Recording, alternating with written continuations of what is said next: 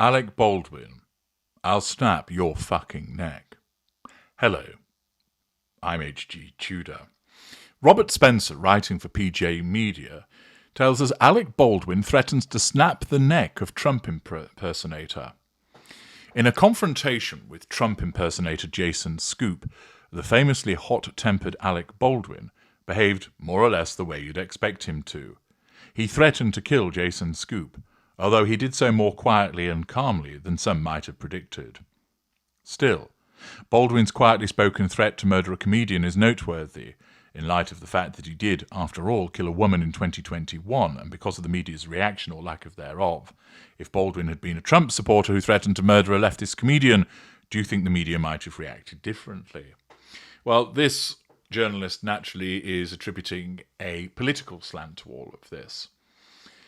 Viewing the video of the confrontation that was posted on X by Scoop, it's actually easy to feel sympathetic, the writer states, towards Baldwin, at least until the notorious bully opens his mouth. Scoop repeatedly chides him for his murder of cinematographer Helena Hutchins.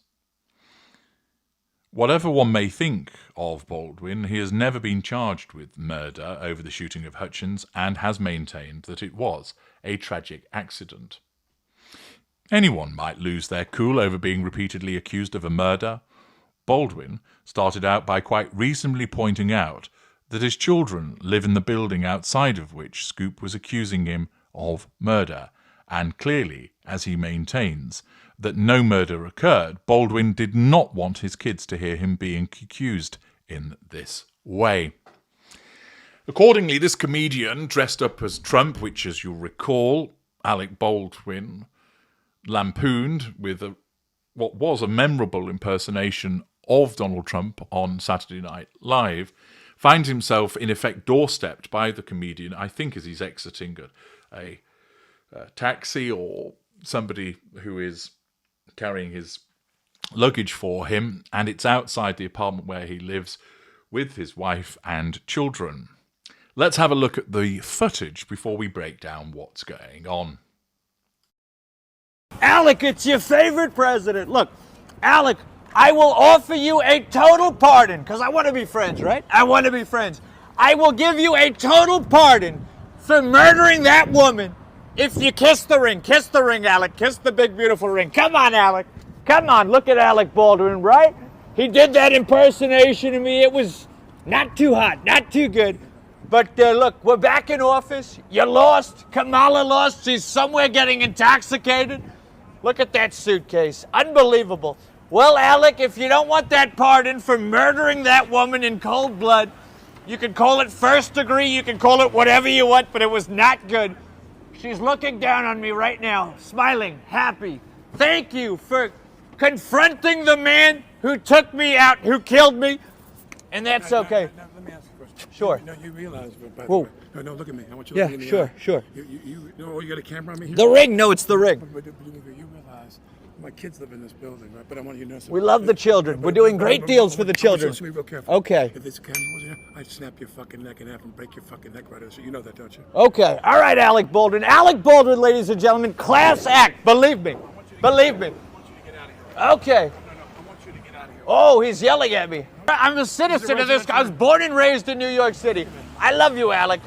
Alec, look, Alec, you don't want to attack your favorite president, Alec. Look, I love you.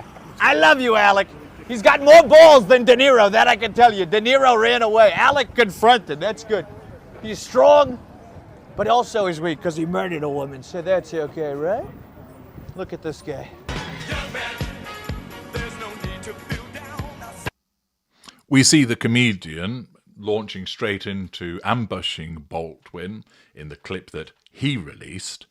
Baldwin looks a little startled at first, almost as if he doesn't know what to say, as the comedian, dressed in a suit and with the usual red tie that Trump wears with a blonde wig, starts talking about the fact that he wants to grant him a pardon and that he wants to be friends.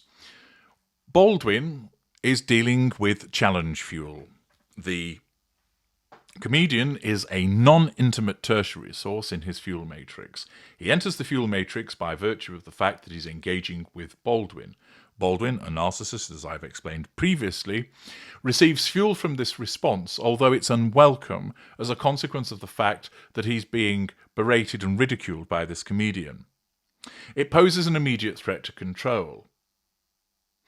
Baldwin keeps his ignited fury under control and instead seeks to nullify the threat to control by issuing a present silent treatment to the comedian by turning his back on him and attending to the man who is assisting with the delivery of his luggage. The comedian continues. Baldwin provides an extended present silent treatment, causing the comedian to move around the other side and invite him to kiss the ring. Baldwin continues to ignore him, paying the driver of the vehicle, and then the comedian continues to try and berate Baldwin, still providing him with fuel, talks about the fact that you lost, referencing the fact that Baldwin's a Democrat, talks about how Kamala has lost and that she's somewhere else, getting intoxicated. The comedian is seeking naturally to provoke Baldwin with these observations. Still receiving no reaction from Baldwin, who starts putting on his coat, the comedian then references the suitcase, and, unable to think of anything witty really to say about that, he then references the fact that Baldwin has murdered that woman in cold blood, another provocation and a threat to the control of Baldwin. Baldwin continues to busy himself collecting bags from the back of the vehicle that has dropped him off, whilst the comedian continues with his tirade, saying you can call it first degree, you can call it what you want, but it's not good. And he looks skyward, saying that she's looking down on you. This then attracts Baldwin's attention. He looks back at the comedian. Again, he does nothing. There is control over his heated, ignited fury as he continues to ignore the comedian, seeking to nullify the threat to control by continuing to extend the present silent treatment. What we have here is a threat to control that keeps on going by virtue of the fact that the comedian keeps talking, and moment to moment to moment, Baldwin, as the narcissist, seeks to nullify that threat to control by the extension of his present silent treatment. But it's not working, because the comedian isn't going away. Having retrieved his luggage, with the driver still stood there, Baldwin then decides that it's time that he intervenes. His narcissism shifts him from the present silent treatment to seek to assert control directly over the comedian. He walks round to him and says, Now, let me ask you a question." The comedian isn't looking at Baldwin. In order to ensure his compliance, i.e., subconsciously seek control, that in a calm and measured tone, Baldwin demands that he looks at him. The comedian says, sure, and then looks at him. Baldwin asks if you've got a camera on me here, and he's saying, no, it's the ring. I think it's because the ring has lit up, or alternatively is reflecting some kind of glow so that Baldwin thinks there's a camera there. He hasn't realised or worked out that the camera is actually behind him. Not unreasonably, he then points out that his children live here. Baldwin points out the presence of his children, and, in the circumstances, the comedian ignores him and continues to play Donald Trump by saying, "We love the children, we're doing great deals with the children," which, of course, is challenge fuel because he's not listening properly to what Baldwin is saying. This again threatens Baldwin's need for control, which results in him then slapping the comedian on the shoulder as a physical assertion of control to basically try to shut him up and to gain his attention, i.e. bring him under control. Baldwin then issues a threat. He states that if there wasn't a camera here, I'd break your fucking neck, I'd snap it in half. The ordinarily angry Baldwin, the normally furious Baldwin, has kept his heated, ignited fury largely under control. He hasn't punched this man like he has done with other people in the street or launched into a shouty tirade.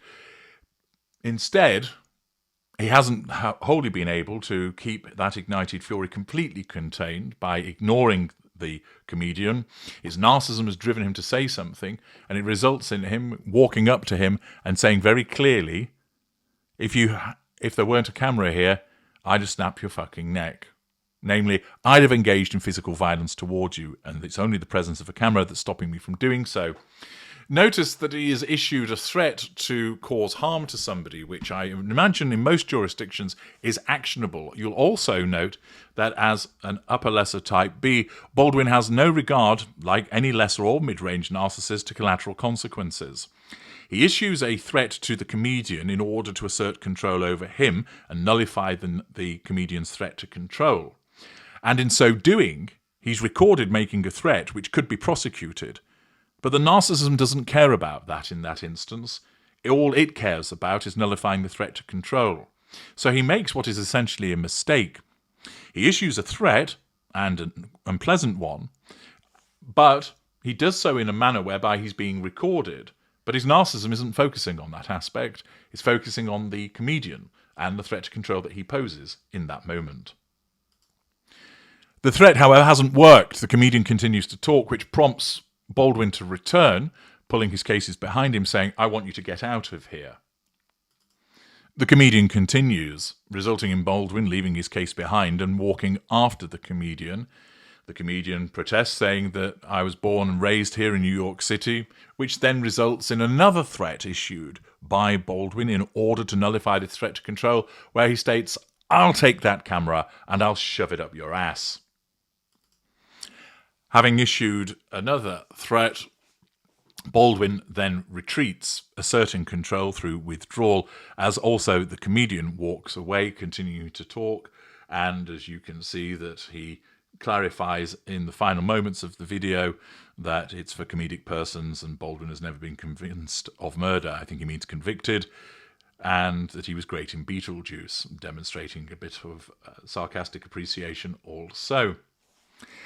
The comedian also makes reference that Baldwin was better than De Niro. De Niro ran away when he was confronted, whereas Baldwin's confrontational, which of course is Baldwin's style as an upper lesser type B narcissist. He'll get in your face because he's driven by that heated, ignited fury, which causes him to behave in that way. The fury didn't emerge in the way that it often does with Baldwin. There was a greater degree of control, but it did make an appearance through the issuing of two threats, both of which were to cause physical harm to the comedian.